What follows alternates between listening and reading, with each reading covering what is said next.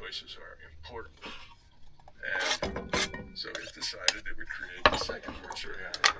And to do that, it starts with a set of initial conditions and a rule set.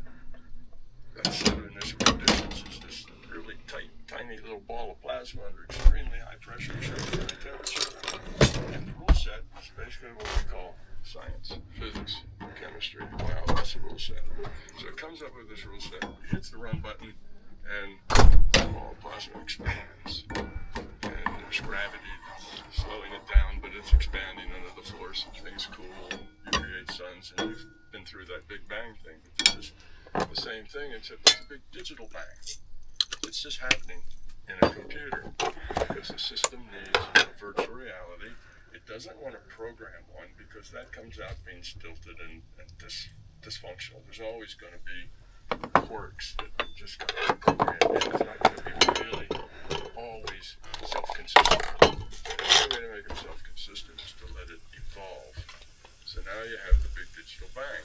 And it starts out, it's just a short wave and craps out, explodes, goes to hell, and up, changes also a little bit, changes their initial conditions a little bit, big digital bang, and it gets a little further, and so on. So, big digital bang, 100,000. Oh, it's working pretty good. I'll just need to make one more little tweak. Now, what this says is that the system's going to tweak this system, rule set, and initial conditions until it gets something that serves its purpose. Well, it's got to say it all fell apart with increased gravity. Because, well, now it all sucked back into the spot. Anyway, it does this, and eventually it's got all the constants working together to do something that works long enough that it can evolve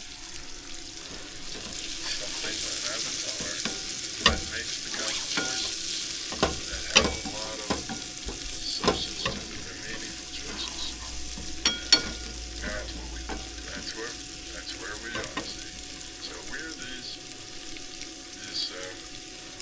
pieces of consciousness, virtual machines within a larger consciousness system, and this evolution has evolved to the point that there are humans before us. There were dogs and cats and monkeys and other things. I think they're choices, what I call decision space. That's all the choices that they know.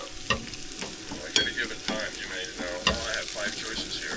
You might really have 25, but the other 15 you don't know about. The other 20 you don't know about. You just don't understand that those are choices.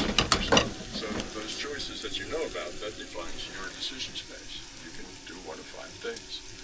Okay, well the other creatures had small decision spaces. So they kept with the evolution, and even sometimes tinkered with it. We have things like this in computer science labs all over the planet, in universities, where they've taken initial conditions and rule sets and let them evolve because they're trying to come to some kind of understanding. And they always tinker with the results. They get so far along and something isn't what they want, so they go in and tweak them a little bit out there. Well, that explains a lot of things. Now, one thing that it explains is the thing called the